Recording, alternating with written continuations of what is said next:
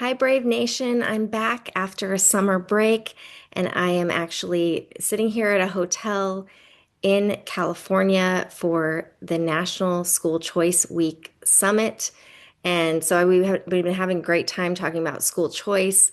And I wanted to hop on the podcast today, and I wanted to just share my heart. A lot has happened since we last talked.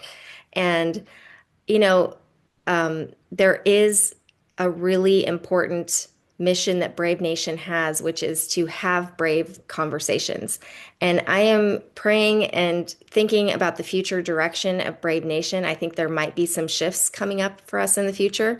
But for now, I just want to share my thoughts heart to heart with you about what has happened recently in our culture, in our nation, and even in our world. The Charlie Kirk assassination has been forefront on everybody's minds. Everyone's talking about it on social media, and it's shifted a lot of things in our world. There's a swirl of activity around it. Some people maybe even happy about it, which is crazy, and some people, a lot of people mourning, a lot of people frustrated about how other people are reacting to it. So I just want to come on here and tell you my perspective, add my thoughts to the swirl of voices that you're hearing, but hopefully you'll get something out of this. I've been processing all of what has been happening.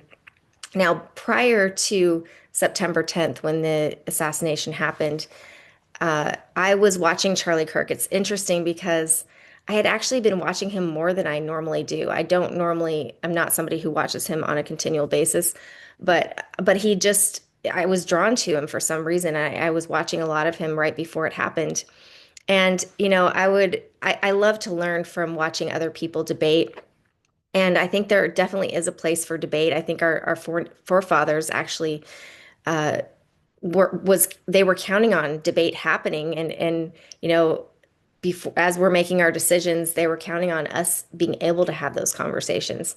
But as of late, we in our culture we have gone away from the idea that there is even objective truth, that even exists. And so when I watch people jump into these debates, I think, you know what? This normally doesn't go well. It normally doesn't actually help those two people come together because if we can't agree on even something as simple as objective truth, that makes a conversation really difficult to have. So I applaud Charlie and others who have opened up public forums and have tried to do these things because it's not easy to have happen.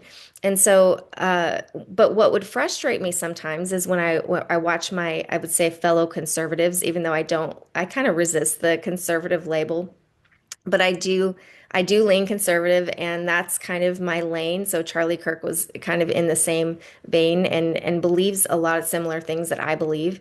And so, but I would watch these conservatives debate people who are not. And what would frustrate me is that I rarely saw any change on the part of, I never saw them coming together or convincing people as much as I would have liked. Now, not to say that that didn't happen, but and I would watch them say things like, facts don't care about your feelings, but you're watching the other person coming to the table with mostly a feeling-based lens. And so you're like, can we have a little bit different of a discussion? And that's why I like to frame these as brave conversations and having us come together with brave conversations. And so I might not have said the things the way that Charlie Kirk would have said it. I might have leaned into the conversation a different way, but that's what I'm called to do. And I still believe that I saw things in Charlie that really still inspire me, even if I would have done it differently, even if I'm called to something different. Some things I might have even disagreed with him on altogether. But the way that he lived his life both inspires and continues to challenge me. Even in his death, it challenges me personally. As a Christian, I believe God really used him to help people think differently and behave more courageously. And I think he gave a lot of people a voice that had been slowly being squelched and squeezed out. He gave a lot of Christians and young people a voice that they wouldn't have had otherwise.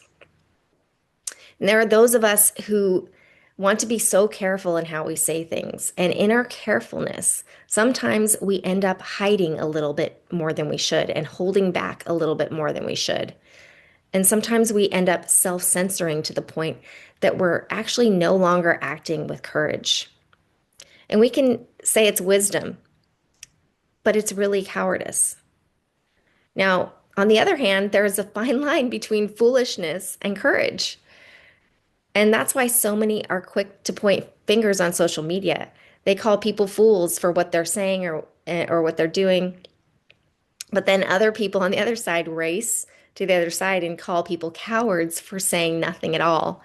So these days, it seems like we're screwed either way, whether we want to say something or whether we hold back. So it's really tough.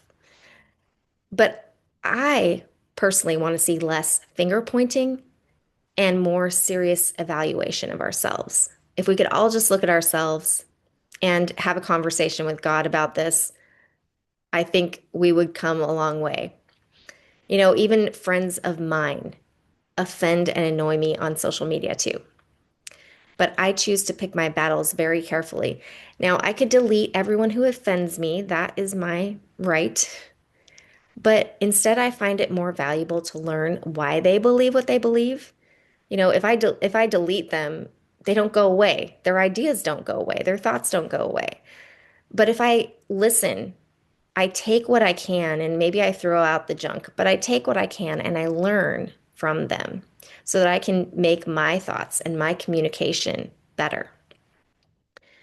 Now, some people are naturally bent to err on the side of wisdom/caution, and at worst, maybe going into cowardice a little bit.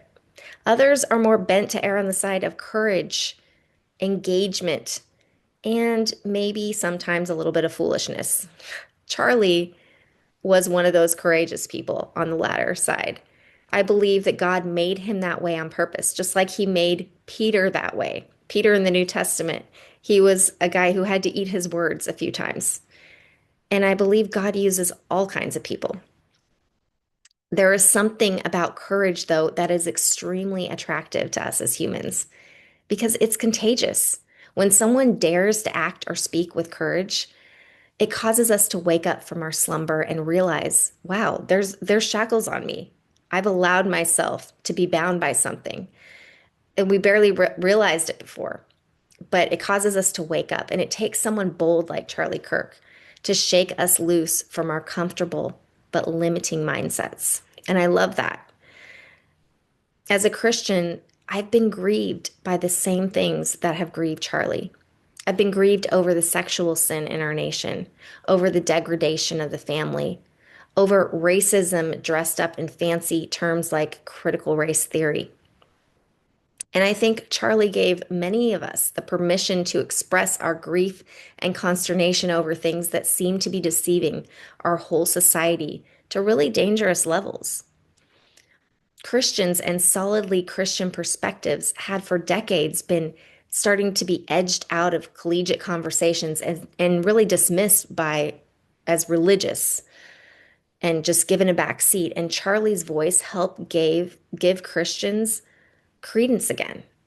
And these are ideas, Christian ideas, have shaped all of Western civilization. So I think they still have a place, a very serious place in the marketplace of ideas. Now, like I said, I don't like labels. I don't like calling myself conservative because conservative, this idea alludes to keeping things the same or status quo. The founders of our nation were anything but status quo. They were actually revolutionaries.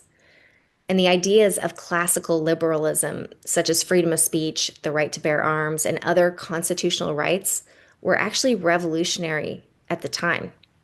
And then some of the ideas that I prize, like I'm here at, the National School Choice Week gathering, and school choice is revolutionary. It's actually an innovative idea. And so really to me, it's progressive. But that word has really been sabotaged.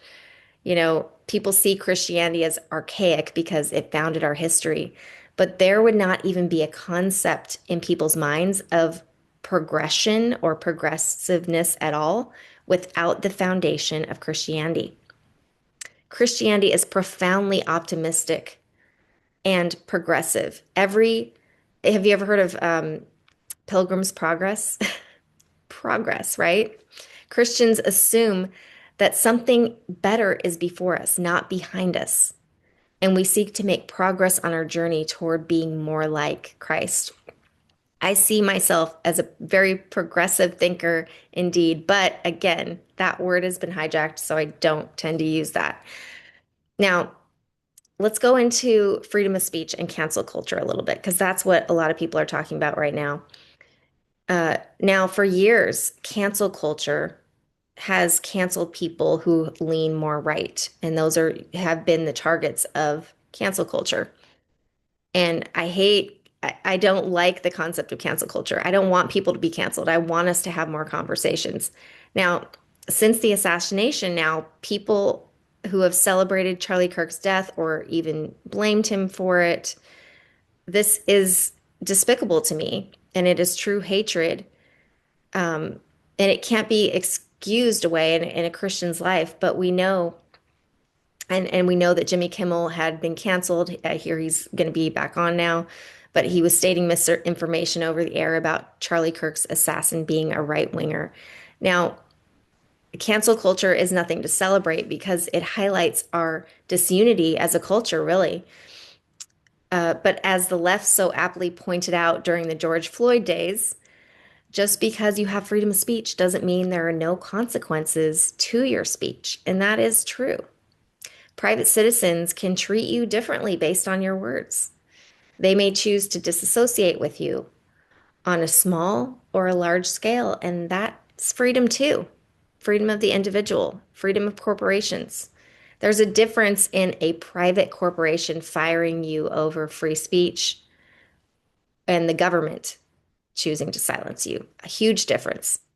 I heard that U.S. Attorney General Pam Bondi made some comments that I hope she can walk back.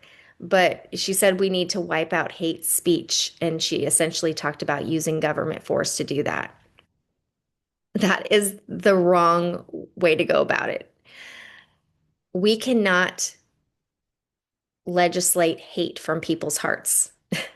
If we try to do it, the government will be acting like God. I'm glad that liberals are now speaking out about free speech. We should all be concerned about it. Ironically, Charlie Kirk's life was a celebration of free speech. And so using his loss as an excuse to restrict free speech, I think would infuriate him right now. So cancellation may be an unfortunate but unavoidable sign of our times. What does the recent cancellation of Jimmy Kimmel tell us? It tells us that people are angry about Charlie Kirk's death and want to prevent it from happening again. And they want us to have better conversations. And so I want to applaud the liberals that I've seen who've condemned the shooter's actions as abhorrent, even if they disagree with Charlie Kirk on his politics. That's civil liberty. Now, I remember in grade school when kids used to do or say rude things, at least in the 80s, they did this. And then they would say, well, it's a free country. And now we may be free still, I hope, but responsible citizens should be asking ourselves more than whether something is free. Is it beneficial? Are we whiny kids on the playground? Are we responsible adults? Now, the Apostle Paul said in 1 Corinthians 10 that everything is permissible, but not everything is beneficial. So true. And it really applies to this freedom of speech thing. It's going to be difficult to maintain our freedoms if we do not voluntarily care about our speech benefiting other people.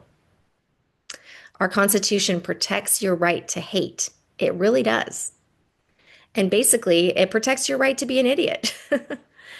This is essential. Now, there are some parameters around that, right? We don't want to cause people bodily harm, but it is permissible to say stupid things.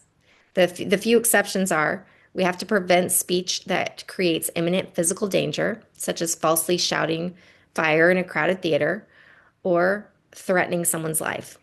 But barring things like this, Why does stupid speech need to remain permissible? It's because no government should be given the authority to limit the thoughts and intentions of people who have the right to express what's inside their minds and hearts. If the government tried to do this, they'd be playing God, like I said before, and you'd have a big, scary big brother looking into your thoughts and attitudes and intentions and policing everything you do and say. Before you know it, they'd be telling you who to love in addition to who to hate. And this is really the scary stuff of totalitarianism and dystopian novels that we read. So instead of being like kids and shouting, it's a free country, every time we say something, we can choose, and I hope we do choose, to be more mature and to steward our freedom better. It's really more than freedom, it's liberty. Now, freedom is the choice to do what you want. Liberty is the freedom to do what is right, what is good, and what is beneficial. In other words, liberty is matured freedom.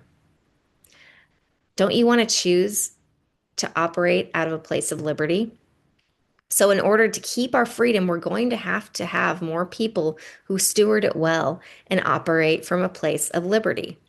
There will be people who won't, but let's hope the majority will want to do that. They know that not only do they have the right to say what they want, they have an obligation to actually say what benefits those around them. It's not a thing that can be forced by government. It's something that we have to choose. And these people will restrain themselves when it's not beneficial and they will choose their words wisely. On the other hand, they know that if they don't use their voice at all in the little matters, like right now, and for those, and if we don't use our voice for those who can't speak for themselves, we may not have a voice when it really counts, and there will be no one to speak for us. So we want to balance these things by being careful and also using our voice when we need to. And so, in order to maintain liberty, we need to be people of courage, both courage and wisdom. Charlie Kirk's life encouraged me to be more courageous and to speak up when something needs to be said. So often, the clips that get passed around that we see all the time are more insensitive or controversial because that's what gets clicks. But I also recall watching a heartfelt conversation that Charlie had with a trans person who was really seeking what steps to take next. And he encouraged this person not to continue down the path of hormone replacement and surgery and to actually embrace the sex that God designed for that person. There was a genuine love and mutual respect there. And I think that put a lot of good out into the world. Those kinds of conversations may not really make headlines or get as many clicks, but I believe they truly do change the world. And if you want your message to go far, you need to start coding it in kindness, honesty, and respect. I was amazed to see how far reaching Charlie's conversations have gone as he pursued these conversations day after day after day, one person at a time. And until you're at that level of investment in our culture, it's tough to have grounds to criticize him with any level of integrity. My challenge to any critics of Charlie Kirk, if you hate what he did, is how then are you going to do it better? And I sincerely hope you figure out a way to do it better. He's not a perfect man to be worshiped, but he showed more courage than most I've known. His assassin, who meant to silence him, has now inadvertently elevated his voice to astounding proportions. That's how it was in the days of Rome. You know, the Christians who stood in the face of injustice and let themselves be murdered for public sport, just for standing up for what they believed in, just for being Christians. Those were the stories of courage that inspired people to turn to Christianity in the droves. They knew in their heart that these gruesome murders defied justice while people were even watching them. These kinds of horrific public martyrdoms is one of the ways that the Christian message became indelibly graved on people's hearts. So I propose we do a few things as we engage in political discourse today. First, focus on what is being said, and not who is saying it. Then make sure that you use the same measuring stick for your team as you do for the others, and hold your peers to the same standards. The golden rule, do unto others as you would have them do unto you, is the cornerstone of a civil society. And as Benjamin Franklin showed us, we only have a republic if you and I can keep it. Until next time, may your conversations always be brave, truthful, and full of love. Thanks for listening, and we'll see you next time.